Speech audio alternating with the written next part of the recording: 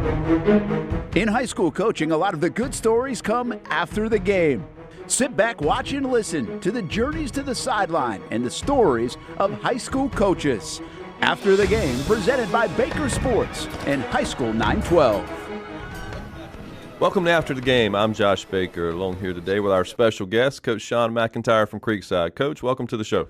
Oh man, I appreciate you having me on, Josh. I've obviously a couple of these episodes have aired, and it's awesome to see just kind of the stories of some of the other guys, and glad to be a part of this, and thankful to be a Baker Sports made school, and just thankful to be here, and thankful to have my job that I have. It's awesome. That's awesome, Coach. Can't wait to get into your journey. So tell me a little bit about your playing career, right? Just from the early ages, what made you love the game of football? Yeah, so growing up, played all sports. My dad was a really far more decorated player than I ever was. He was really talented. Actually got cut by the Houston Oilers or Earl Campbell. Okay. So no love lost there. But he was an awesome man, and I was very fortunate to be raised by him. And ever since I was one of those kids that the helmet was bigger than me when I was playing football. And so just grew up playing football, baseball, basketball. Played football. When I went to high school back in Brevard County, we had junior highs. So I went to junior high in 9th grade. I didn't go to high school until 10th grade. And my 10th grade year, played JV football, JV baseball, JV basketball. My 11th grade year, tore my ACL. And that was, some adversity in my life that I had to deal with. I never played basketball competitively again, except for, in the gym or whatever. But this most of my junior baseball season, and felt like I had some more development in baseball that I could go with. So I played football as a senior, played baseball as a senior, and then I walked on at UNF. Had some Division III football stuff on the table, went and visited those schools, and felt good about my decision. Kind of gave up the dream at UNF a little bit there after transferring to FCCJ, and those were just awesome experiences, but just loved the opportunity. And I was one of those kids, I don't know when I made the decision, but I majored in education. I knew I wanted to be a coach. I knew I wanted to be around it. Actually, during my senior year of high school, my community service for Bright Futures was coaching a Little League team. And I coached these 8 and 9-year-olds, and the head coach was kind of a firecracker. He actually got removed from the league. And I became the offensive coordinator at 18 years old, and I'm calling ball plays for 8 and 9 years old, and just loved it. Loved every minute of it, and kind of haven't looked back since. Kind of a theme on some of these, shows that we've done has been, maybe not a football guy, a guy that likes the game of football, but maybe not a great player and excelled in baseball. I know Tim Krause at Bishop Kenny, very similar story to what you just had. Myself, the same way. But just that love for football is just embedded pretty early, right? I loved both. When I got out of college, my first job was at Rockledge High School. And I'm sure we'll come back to this, but my first job was at Rockledge High School, and I was very fortunate part to be a tremendous football staff and a tremendous baseball staff. We went and played for a state title in baseball. I was a JV coach, threw a lot of BP. It was awesome. It was a lot of fun. But just something about those Friday nights and the game planning of football and all of those things just drew me more to that side of it. I enjoyed those days. I've coached track and field. I've coached baseball. I've coached softball.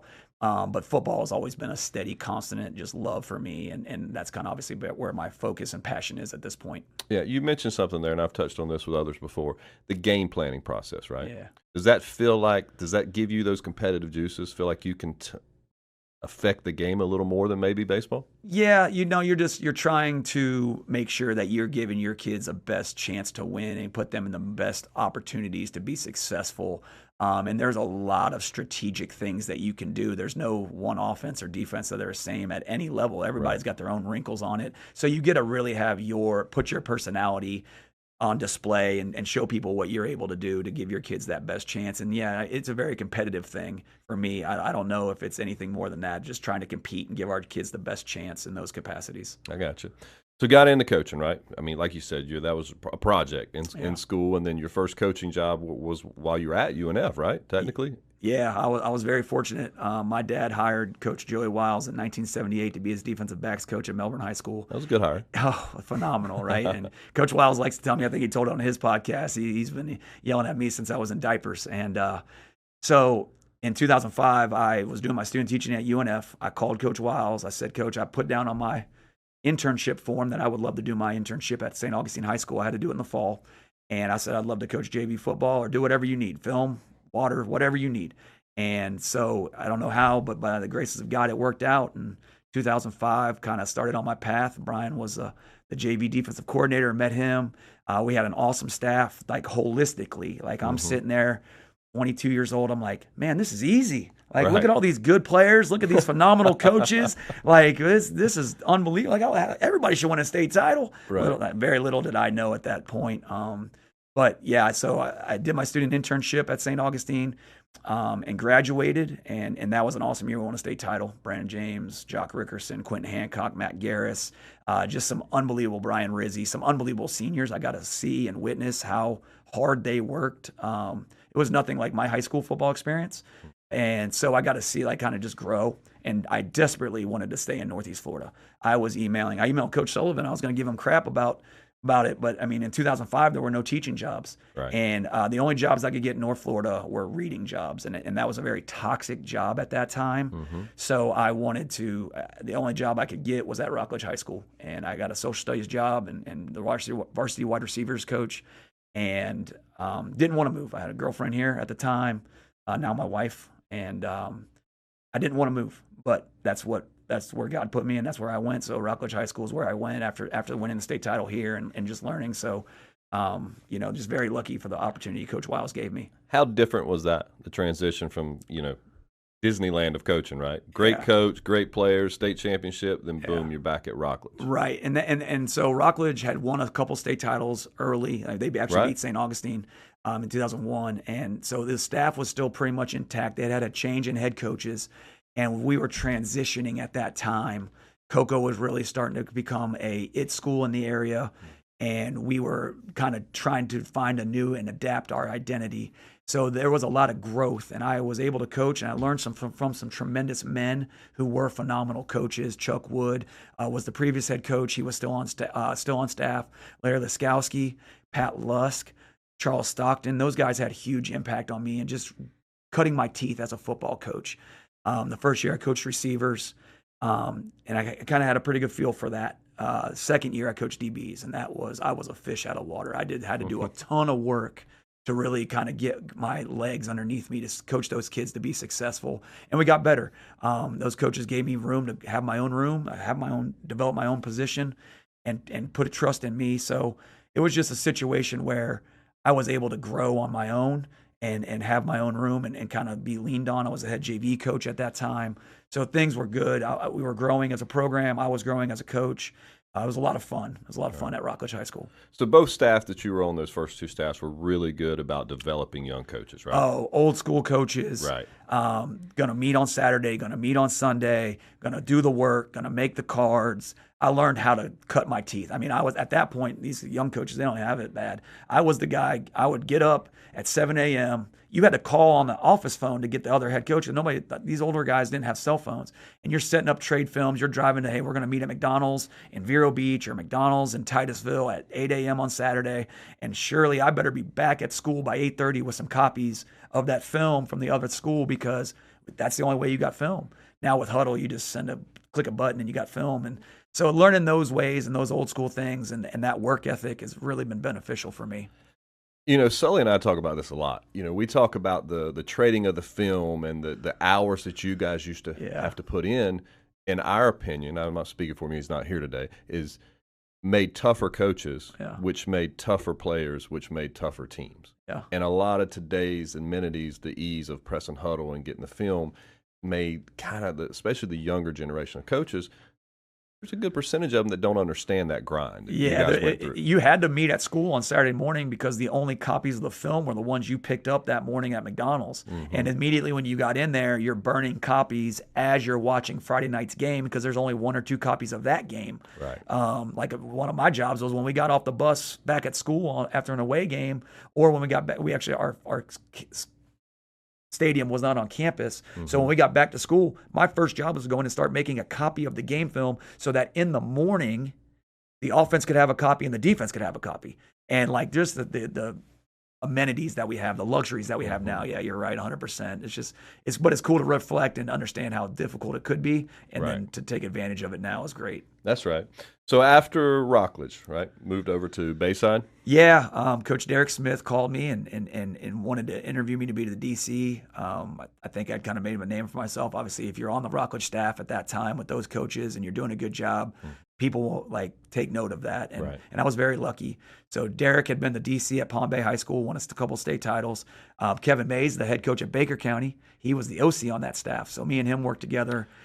Hold up, Derek Smith that's at McIntyre now. Yes. In Georgia. Yes. Oh, really? I did not know that. Yeah. I know you coached with Derek. Yep. Yeah. Derek's a great guy. It really helped me grow as a coach. I became a DC, wasn't ready to be a DC. Kind of grew legs and fell on my face as we went, and I got better and better, and Derek helped me do that, and Kevin embarrassed us a lot at practice. So just kind of grew in that role. We had a tremendous staff. Quentin Short, who's now the head coach at Piper High School, won a couple state district titles at Stoneman Douglas the last couple years. He was our offensive line coach. Kevin Mays at Baker County was our OC. A couple other guys who are still in the area down in Brevard were on defensive staff. And we had a great staff. We won the first 2 district titles in school history at Bayside. Had some really good kids, really good players who were tremendous to coach. Had some really tight-knit groups. A lot of fun. Was there for 4 years, and then my wife and I wanted to move back to Jacksonville and be closer to her parents, and just kind of got lucky that Brian got the job in 2013 at Mandarin and called me. And you had met Brian back in 05 at St. Augustine, right? Yep, and back in 05, I actually subbed in the spring of 2006, fall of 05, spring of 06. That fall, I subbed for Coach Wiles in the PE department, and that job got taken by my father-in-law. He wasn't my father-in-law in the moment, but he's my father-in-law now. Okay. And so he took a PE job and became the defensive coordinator, Jim Matheson. And so I had a lot of ties to St. Augustine still, and my relationship with Brian actually grew because we would come up and see Jim and Donna, my in-laws, and we would stay with them, and Brian and Jenna would come over. And so when Brian got the job in 2013, he called me and knew we wanted to be closer to Mom and Dad. And so were you married while you were at Bayside? Or yeah, Rockledge? 2012. Thank Bayside. God she said yes. My beautiful wife, she is an awesome person and keeps me humble. Supports me in every capacity. Right. Just her dad was a head football coach, so she knows. So she gets it. Yeah, and she tells me very often, like, yeah, you need to do more of this and less of that. This isn't necessary. This isn't. So she's just one of the most intelligent, humble, hardworking, selfless people I know, and I aspire to make her proud and be like her every day. Awesome. So like, yeah, I got the job at Mandarin. We moved back up here. I actually, for 6 months, lived with her parents, and she lived with my mom. Okay. Yeah, like because your mom was still in Brevard. Yeah, we were down in Brevard, and we didn't renew our lease. We knew we wanted to get back up here, and she had a good job at a hospital down there, and she was looking for a job up here, and I lived with her parents, and she lived with my mom, and that's just the kind of family that we have, and I want to have that kind of community within our program and within our team. You know, but I'm just very blessed with the family that I've been fortunate to be raised by and be a part of. Yeah, that's incredible. Yeah. All right, so Brian calls. Yeah. Head to Mandarin, DC at Mandarin. No, OC. OC. That's because he's the DC. He's the DC. Right. Yeah, OC, and I was not ready for that job either.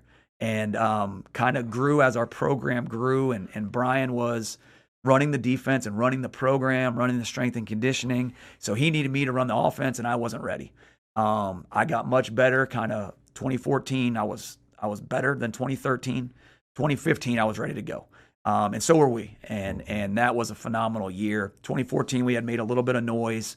And I got better as the years went on. And I feel bad for some of those kids I coached in 2013 because you're as a DC, you're sitting there drawing cards like, oh, this play's so easy. I could do this as an OC. And then you realize how you have to create an offense that is systematic for the kids to understand and then build off of each other, and it's far more difficult than it sounds or looks. And so I very rarely question play calls when I watch them on the NFL and college football because I've been through that. And so going back and just thinking about the growth that Brian let me have as the OC was just huge in my development as a coach. Obviously, I knew what stress defenses have being a defensive coordinator, but learning how to grow on my own and do those things was huge, and Brian allowed that, and I'm so grateful for him. As an OC versus a DC, much harder to work much more important probably to work around your talent you have, right? To adjust to the kids versus the kids adjusting to the system. I know it's a happy combination. Yeah, no, I think you have to do both in both worlds. I think the difference is on defense. For me, I want to do less better, so that we know that when we start seeing things that we're not prepared for, we know how to answer and respond. Whereas in offense, you have to have volume of things that you just have to have in your inventory so that you can go to when you need answers.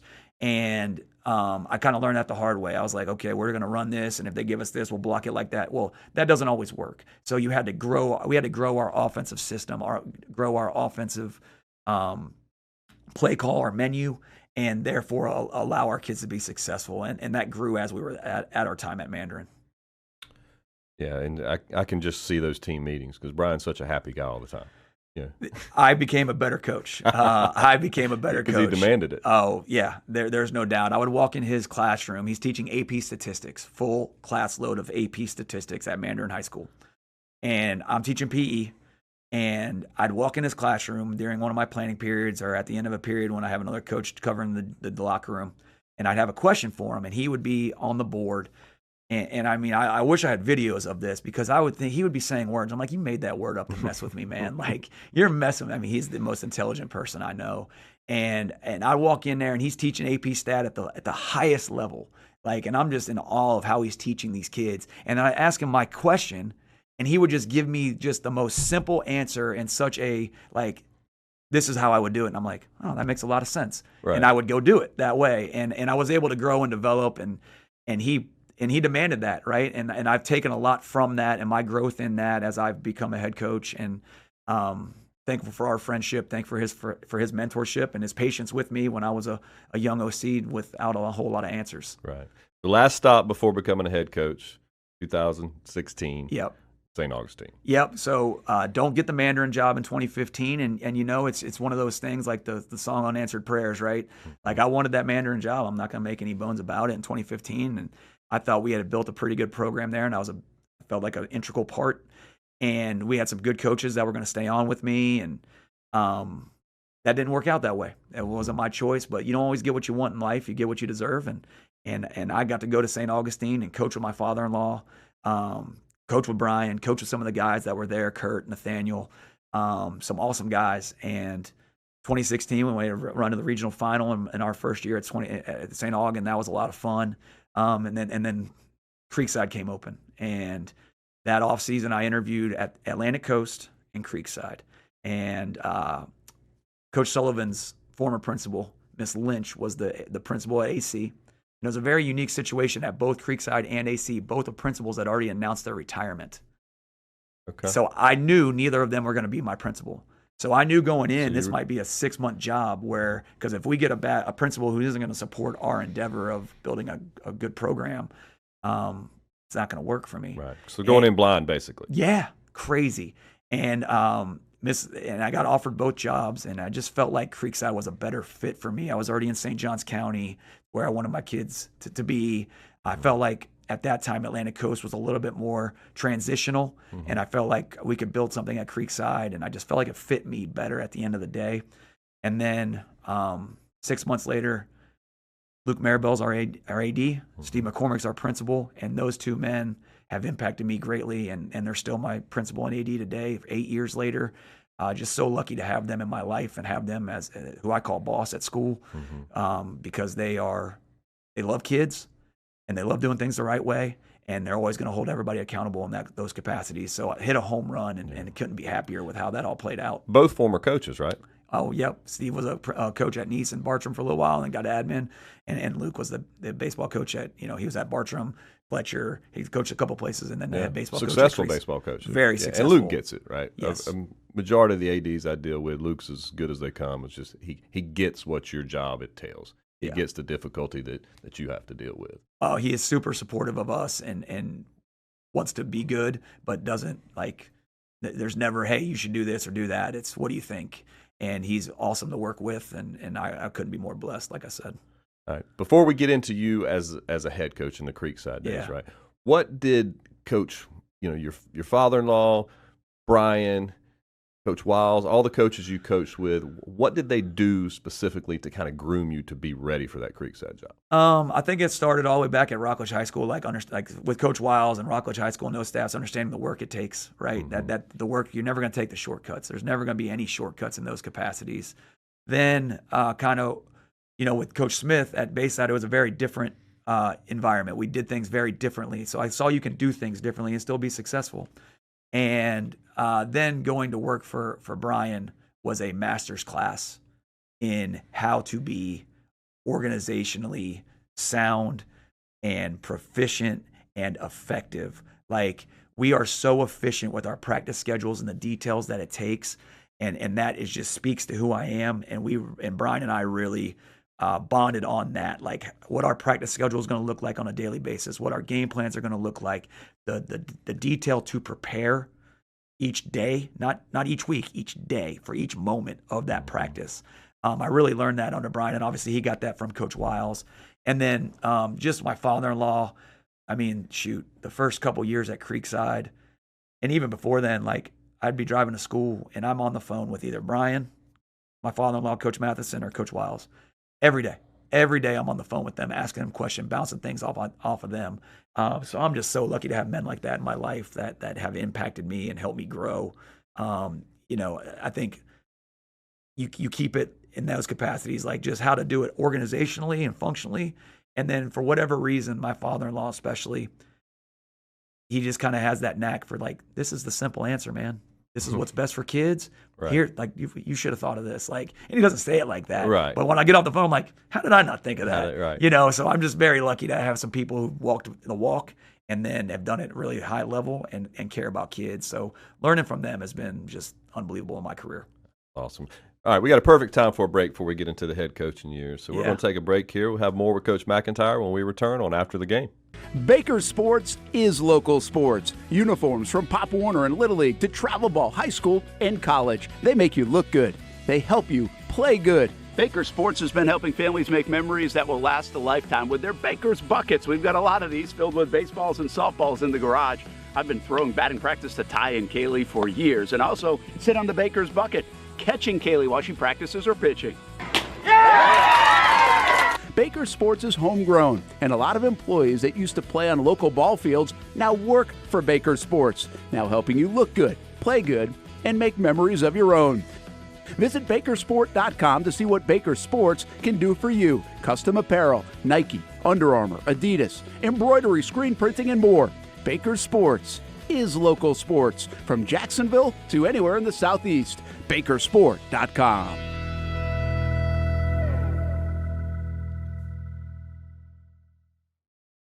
When I say it means something to me, gentlemen, it means something to me.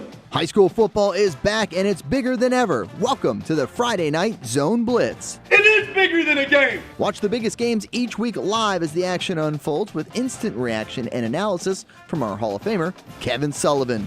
It starts with live look-ins at the top matchups, including our Jaguars Prep Whataburger Game of the Week, and that is just the beginning of 4 straight hours of coverage. From 8 to 10:30, the Friday Night Zone Blitz is streaming on our Action News Jax app and online. At 10:30, the Friday Night Blitz you know and love. A half hour of highlights from around the area.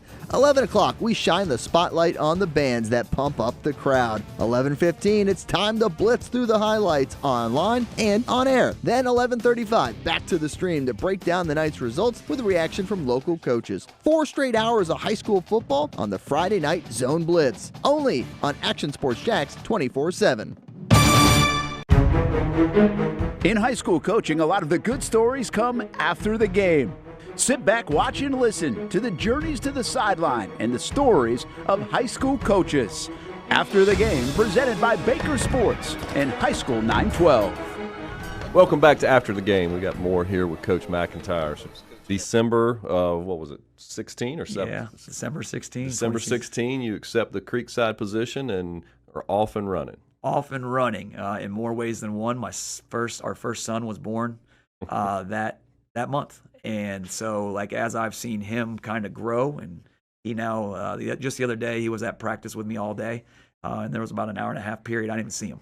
He was just playing on the sled or doing something with the bags and the dummies, and that's kind of where the program is a little bit too. Like it can kind of run it on its own a little bit. And we still got to push, but it's been fun to watch that kind of growth and development from Connor and Creekside kind of parallel each other as we've kind of strived forward here. So, we normally talk to coaches and the timeline kind of works. Coach gets the head job, going crazy, pulling his hair out, trying to figure out what's going on, how to run his own program, and then a couple years later has a kid, settles in, kind of gets better in time. And you just decided to do it all at once, right? Yeah. With you told me earlier, no holdover coaches from the previous staff? I believe there was one, Bo Reed. Okay. Yeah, Coach DB is the first year. So, God bless my wife, man. She's tough. So newborn, new job, putting together your first staff. Yeah. Fun times. Yeah, they were busy times. I lost 35 pounds and I didn't work out once. There was a lot of sleepless nights, and I was trying to help my wife. I was trying to get up at night and do some of that with Connor, and there was just a lot of work to be done at Creekside. We couldn't film practice. We had to that's where we were as a program. Where there was like no way to film practice. So we had to get that resolved. Like every little thing that I thought maybe some of this can carry over from 15 to 16, or excuse me, from 16 to 17, there was no carryover. And there was no carryover in the staff. There was no carryover in anything. I had guys who were JV coaches on the previous staff coming to me and going, "This is just too much. I'm going to step down." And good. Like if you can't do it the way we need it to be done, we'd rather do it with less than what we have. And so like that was man. Like, whew. And I'll never forget, like, the first spring we played Stanton, and we beat them. And the kids, like, because they'd been 0-22. And that always resonates with me. Like, I vividly remember the feeling on the sideline beating Stanton in a spring game and the elation that our kids felt. Just because, like, how much more work we required of them. The transition was crazy. Like, for example, the Creeks Flag Football League in the winter in Northern St. John's is massive. You go out there on a Monday, any night of the week, there's going to be kids in the winter playing Creeks Flag football, like thousands of them. Like every kid at Creekside. You don't play football to play Creeks Flag football. Every kid plays Creeks Flag football. It doesn't matter what you do. So we say we're going to do some 7-on-7s in the spring. We had more kids at our first 7-on-7 than we had at our first day of practice, including all the linemen. These kids, they thought it was going to be Creeks Flag football, and we're out there teaching them palms coverage and running comebacks, and they're like, "Oh, I didn't sign up for this." Right. And so literally, we had more kids at our first 7-on-7 than we had at the first day of spring football. And those kids that first year, I promised them, I said, "Hey, guys, any kid that puts this C on the side of their helmet is going to have earned it. You've earned to be here. You've earned this." And that first year was awesome. The kids got better. We got better as a program. Like we started off really slow. We actually, like, it never happens anymore. We got stronger during the season because our kids were lifting consistently for the first time, really. We got stronger. We got better. We beat a 12-3 Fleming Island team in the last 30 seconds. Jake Forcier to JT Wood in the back corner at Creekside. I mean, Ryan Smenda was on that team. He the best athlete on the field that night. But like just that game, we should have beat Oakleaf the next week. Like just there were some moments in that first year I was like, this is awesome. Like these kids are willing to work. We didn't have a big number at that time of kids, but these kids are willing to work and do what we ask. And that first year really laid a great foundation for everything moving forward. In all honesty, year one was like year zero. We had a huge senior class that year. And those kids, like I said, got better and bigger and stronger and more physical and more willing to execute as the season went on. While as year two, we started like 12 or more sophomores in every game. We were literally a good JV team. We had like 4 offensive linemen that were sophomores. Thank God we had Ty. Lavatai. That's the only reason we won 4 games. That dude, I mean, he's the man. I love Ty. We went and had breakfast when he was this summer when he was in town. He just graduated from the Naval Academy, and the second year we started off like 3-1, I want to say, and then we just wilted as the schedule got tougher. The younger kids couldn't withstand anymore, and kind of took a couple lumps that year. So from a coaching standpoint, you kind of feel like coming from, I call it the Mecca of Northeast Florida, coming from St. Augustine, right? Yeah. Great staff, great players, facilities, whatever you needed there, to this, where you stepped in, like you said, year zero. You kind of feel like you were more of an interim head coach at that time. You were trying to just get through that season with everything you had going personally, or were you able to day one start implementing your stuff? No, it was day one. Like I never have thought about leaving, and like from the first day there, it's like 10 toes down. Like we're all in right here. We've had kids come up to us and say, we practice like this every day. Like that first spring, he's like, Coach, we got more done today than we would get done in a week last year. And it's always been that way. And through thick and thin, through hard and easy, through good and bad, we've never wavered in how we want to do things. We really had to learn how to work. And I think that's why that first group got better, because as we progressed from the spring to the summer, they worked harder, and they still didn't know what it took. They still didn't know. And then from the summer to the fall, they grew and grew and grew, and they started, like, we were having best practices at the end of the season that year. They were the most spirited practices, the most intense practices, because they understood what it took Monday through Wednesday to get ready to play on a Friday. Whereas when we got there, they didn't know what that took, and they were willing to respond to us. So I'm lucky that I've had great coaches there who part of it is when I came back from Mandarin to Creekside, some of my guys that I hired, my first four hires were guys that were on the Mandarin staff with us that had stayed at Mandarin and were looking for something different at that time. Hunter Evans, Dwayne DeBose, Robert Spera, those three guys, man, they have been as Creekside as much of the change as I've been. Dwayne and Hunter are now in Georgia, but Robert Spera is still my offensive line coach. And in 2015, when I hired him, Brian was on vacation. I was able to do the hiring at Mandarin. He was our offensive. We had one applicant for an offensive line coach in the summer of 2015. It was Robert Spera. I think he drew 10 circles on the board when I interviewed him. And I was like, Brian, he's a great guy. He's going to get better. We can work with him.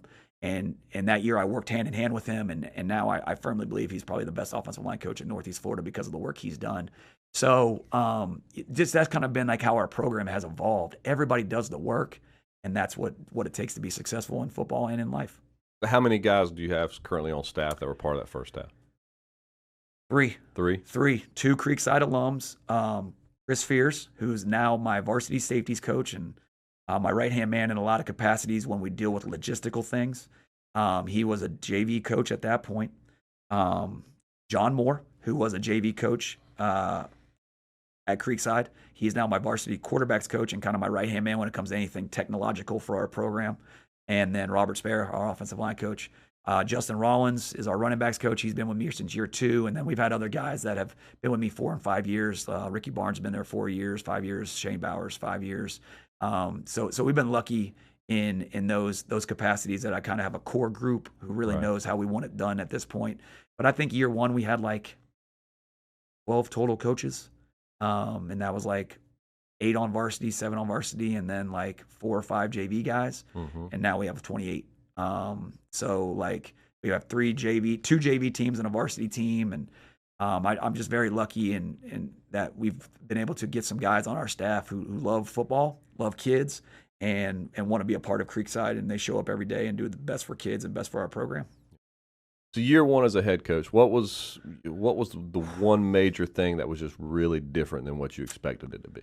Because you can't know. You go in prepared. You work for some really good coaches. You go in prepared, but you can't know it all. Yeah, I was lucky at Mandarin where Brian had kind of tasked me with a lot of things that like weren't football related. Like I ran our fundraiser. I did our chocolate milk orders and got chocolate milk for the kids. And then I was holistically over the offense and the offensive staff. So I kind of managed them a little bit because Brian was so busy with the defense. And obviously, at the end of the day, it was his call and what we did and all that. But he really gave me a lot of leeway on how to do things offensively and with the offensive staff. But just I try to tell people that are going for their first job, your X's and O's in every capacity better be just like the back of your hand. Because 90% of my job when I was the OC was football and 10% was everything else. The first year as a head coach, it's flipped. And even still now, I feel like 90% of my job is everything football related that isn't the X's and O's, and only 10% is the X's and O's and the execution of the football. So I think that was the biggest surprise, like how much additional things outside of the schematics and the execution of playing football there are to do on a daily basis. And that never stops. And then how has that grown over? Because what's this, year 7? Yeah, year 8. Year 8. Year 8, yeah. I don't. You just get used to it. You just understand what's coming, what's next, and Almost beat it to the punch. Yeah, you know, you don't. The first year, you're surprised by everything. You're like, oh man, I got scorecards, and then I got senior banners, and now you just know what's coming down the pipe next. And nothing surprises you. Like I've been called down to Luke's office over thousands of issues from every level. You know, right. Things that we have no control over to things that we're totally in control of. So nothing surprises you when I get an email or a call or Luke asks to see me. You just learn that you just got to kind of roll and keep the kids first and go from there. And how has the program grown? Like, how do you feel it's grown internally? Our kids and their just work, their capacity to work. It just always has to be at the maximum level, at the highest level. We are far more efficient. We made some changes that allowed us to be way more efficient in how we prepare our kids to play. And we've kind of think we've found our groove with Creekside kids and developing them in a holistic manner. Like my goal as the Creekside High School football coach, I used to have this like huge, really wordy, long vision. And now it is very precise to develop leaders who are tough, committed, caring with great work ethic and attitude. And that is what I want to do on a daily basis. And so we do a leadership development program in the winter. We do speed and agility, which we used to not do in the winter. We have found from a programming standpoint, what works for our kids to get them as big and as strong as they can be, but still be able to move. And just kind of those things, everything has kind of hit its stride on a calendar basis. Like you're just going to change the dates. The calendar is going to stay the same, and you're going to change the dates on a year-to-year basis. And then obviously you're looking for ways to grow and develop. But that 365 days, the expectations, the kid, like I think that's a real thing too. I've learned as a head coach, you don't want anybody to be surprised. Because if I'm surprised or if they're surprised, they're like, oh, whoa, is this supposed to be happening? I think as a leader, I have to do a good job of saying, here's what's going to happen. We're going to go to this high school. We're going to get off the bus. We're going to go to the locker room. We're going to do this. And every day, not just on a game day, but like on a Wednesday. What's it going to look like for everybody? So everybody knows what it's supposed to look like. Then they can put their best foot forward and really grow and develop into the best that they can be. Yeah. And as the program has grown and you've grown and the family's grown, how have you changed? That's been a popular topic amongst the coaches. Yeah, I'm not sure my staff would agree with this, but I let some things go that I probably wouldn't have in the past. I found what is important and what is not important, fight the battles to fight, not to fight. Right. You know, year 1, 2, and 3, I was fighting every battle with everybody. And I've kind of learned, like, okay, we got to give some people some ownership of some things. They've got to have ownership in this if they're going to be as committed as I am, and we are going to be as committed as we can be. So I don't fight as many small battles. I let some things roll that maybe year 1, 2, and 3 I wouldn't. And then obviously, as my kids have grown, I now have a 7-year-old son and a 5-year-old daughter, and my family and I, like, it's not like they were when they were babies and you're just kind of holding them as you're watching film and doing different things or on the phone. I got to interact with them. So putting my phone down and leaving my phone in the car and having real conversations with them when it's time has changed as well. I'm not as available as I used to be. And that's for a good thing. Right. And most coaches have said they got way more efficient as their kids got older. Yes. Just way more efficient, whether it be meeting time or film study. There's no more just hanging out at the field house, thinking of what may come next. It's like, all right, here's the plan. Let's get it done. I'm getting home. Right. Yeah, no, for sure. Like tonight, I'm going to leave practice and go to soccer practice, go see my son. So I'm going to be scurrying out of there. Whereas, year 1, 2, and 3, I'm in the office till 8:30, 9 o'clock after practice. Tonight it's going to be last whistle, talk to the coaches for 5 minutes, make sure we're on the same page for tomorrow, and then get to soccer practice so I can see my son practice. And so just making sure that those things are keeping what's important. Yeah, and it's funny, because I know I've been through that in my career as well, right? And all the coaches we spoke to just said you look back and you realize how much time you wasted. Yeah, in certain areas that you could have been more efficient that you are now. Yeah, and you had that time to waste, like it was. That's true. And Great you had point. those relationships, and you had that time, and you could do those things. And as your priorities change, you're going to show people what's important by how you invest your time and spend your time and do those things. And if your family's important to them, well, you better not be sitting in the field house. You better go home and see your family. That's right. So like I think that's vitally important, especially for all coaches. Coach, I want to touch on a couple topics that aren't really Creekside related, but Yeah. you're so versed in football and in this local community. I mean, where are we going now with NIL coming, and you see the FHSA kind of throwing their hands up at some of the rules, and just it's a little bit of wild west out there now. How do you keep the values and the program system like you're teaching? How do you keep that in today's climate? What's next? Yeah, you do it. I don't know if NIL is going to have a huge impact on high school sports. I don't think it will. I think it could have a really cool impact. Mm-hmm. Obviously, I'm hoping maybe this winter to go see some of the restaurants in our area and say, hey, will you do an NIL with our offensive line or with our defensive backs? And once every 2 months or 3 months, once a quarter, they can come in and have dinner together. And we'll put you on social media or whatever. And I think you can do some really cool team-oriented stuff with that. Right. I'm not sure if there's going to ever be a kid at Creekside High School whose name, image, and likeness is going to be worth it to a business to give them a check.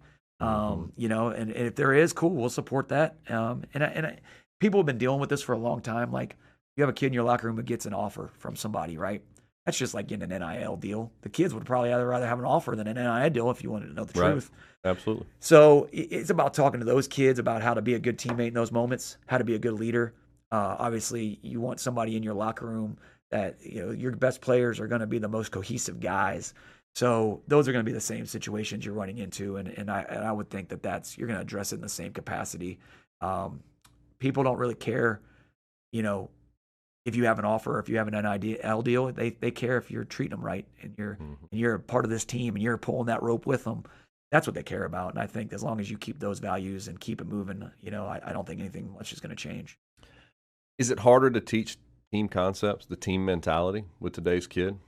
I mean, with the younger players, or if I'm not playing right now, I'm going somewhere else. Is that you haven't dealt with that as much? I mean, No. you were able to keep a young quarterback, Sean Ashenfelder, that we've both had the pleasure of coaching. Yeah. You were able to keep him in the program while you had a veteran quarterback, and then kind of groom him on the way up. Is that hard now? Yeah, but you just got to accept it. Right. Where we are, right? Yeah, it's where we are. These parents, they have 1 or 2 or 3 children, 4 children, and they're going to do what's best for each of them. Mm-hmm. I try to make sure that our kids and our parents understand what our process is, what that looks like. I have individual meetings with all players at the end of the season. And you're just a good person, right? You know who's frustrated. You know who's upset. You know who wants to play and isn't playing. And you just know that as a person, and then go to them with care in your heart. Not that you're going to tell them what you want to hear, but if you genuinely care about them and you deliver that news with care in your heart, and you tell them what the plan is and concrete things that they can do to get better, they're willing to do those things a lot of times. Like, you just got to be reasonable and caring and make sure that everybody's on the same page. And sometimes you're going to get news you don't want to hear, but it's not personal. It's the way it is, and that's okay. I feel like you guys kind of had to deal with that transfer stuff a lot earlier than most, just because Bartram's right there. I mean, y'all are so close to each other. Y'all were kind of, before it started happening. Yeah. If you know, you know. But God bless. I mean, I am lucky that Daryl Sutherland was the head coach at Bartram Trail High School. I cannot tell you how much better of a coach he made me. If we did not compete with them, he ran a holistic program. Mm-hmm. They were going to develop kids to be great people, strong, tough, cohesive units. And they were going to do it in every capacity. And they were going to do it every way, and they were going to win a lot of games. And if we did not have a plan to do it in every capacity in that, we would have never competed with them. We would have never kept kids. People want to be a part of successful things and want to be a part of places where they can grow and flourish and develop. And so we had to grow as a program because of that rivalry next door. I mean, we're trying to make it a rivalry. We still haven't beat them.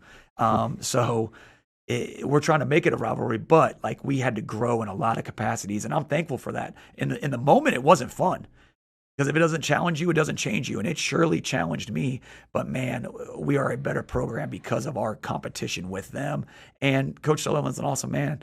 This summer I texted him and asked him how to play at East to Run. And he called me right away and gave me all the information. And so growing in that way was huge for us as a program. You know, another kind of take that Sully and I have talked about before is just there's so many good coaches right now in St. Johns County.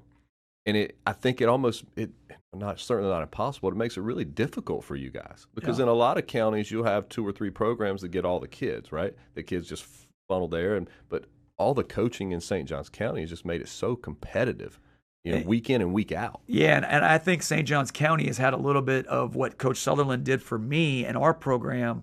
I think St. Johns County has kind of had that impact on Northeast Florida at this point.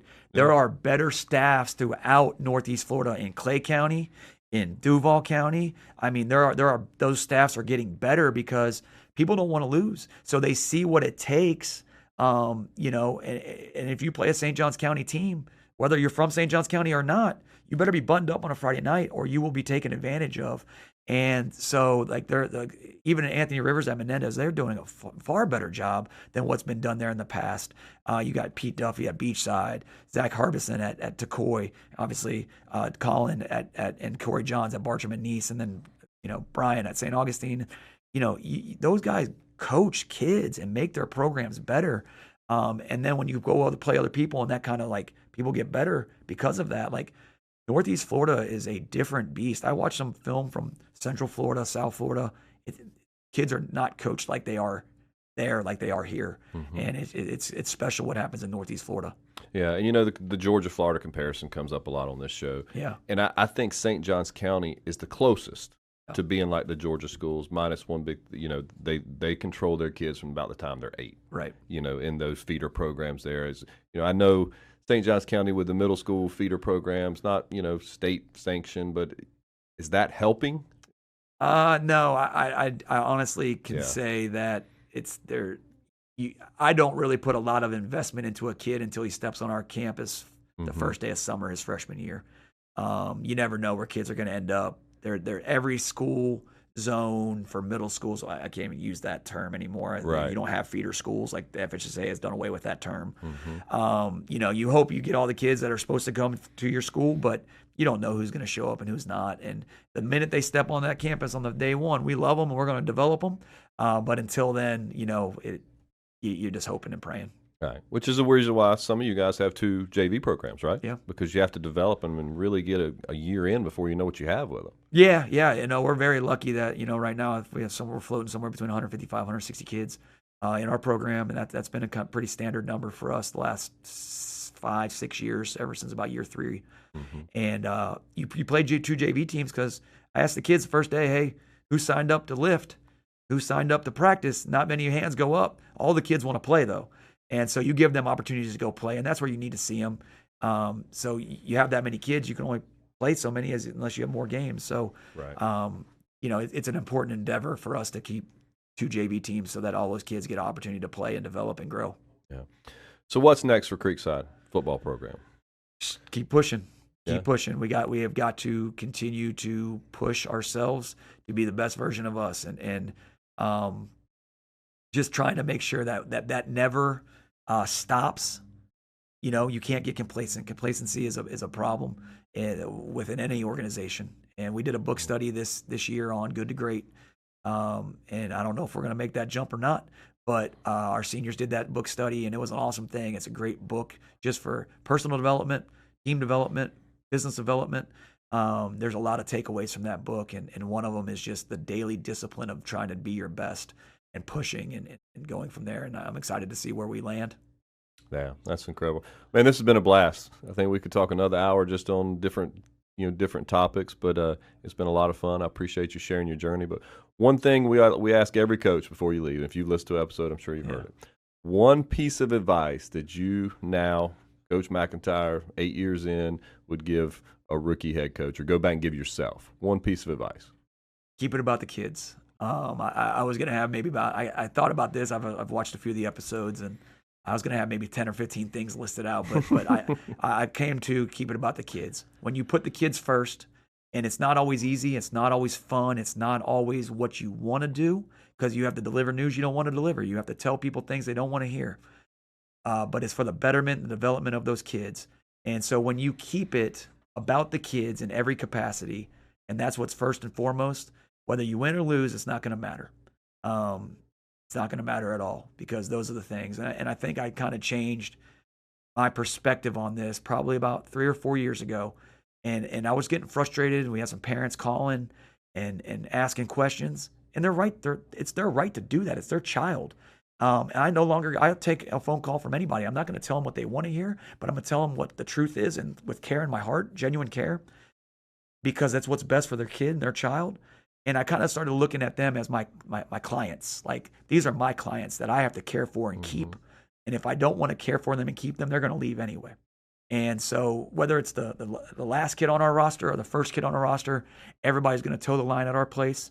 And we're going to treat them right. We're going to care for them, and we're going to develop to be the best version of themselves. So we're going to be the best version of us, and then make sure that you just deliver those hard messages with genuine care. Right. And people can take it. You got to be real with them. But sometimes that tough love is what makes you your best person. Right? Yeah, and it doesn't always have to be tough. Yeah. Right. Tough conversations don't always have to be tough. It just has to be with care in your heart. Sometimes, and people don't like. I think that's probably the difference. Like, on a phone call, I'm going to have a completely different demeanor than at practice. At practice, we're pushing because people have got to be uncomfortable. In those other moments, you want to make people as comfortable as they can be, even if it's not the best news. Yeah, that's right. And keeping it about the kids is about making them the best person they can be, right? And that's the theme that yourself and Brian and Joey and all those guys from that coaching tree have shared. It's not about being the best player. It's about being the best person, and in return, you'll become the best player. Yeah. We try to control what we can control. We've played some really good teams, and we've played well. And I've slept like a baby after losing by multiple scores because we played about as well as we could play, and they were just better than us. Yeah. But that's all we can control. And then there's been some games that we've won where we didn't play very well, and I lost a lot of sleep. So it's about just being us and who we are and the best version of that and taking it beyond the game of football, right? Football is the vehicle to make better people, make more cohesive teams, and we use that vehicle to do that. Yeah, I think it was Brian, maybe been Coach Wiles said, these boys are going to play football for a few years, but they're going to be husband, fathers, for many more years. Yeah, and I'm lucky. I got a lot of great men around me. My coaching staff is unbelievable. They set a great example for me. They set a great example for our kids.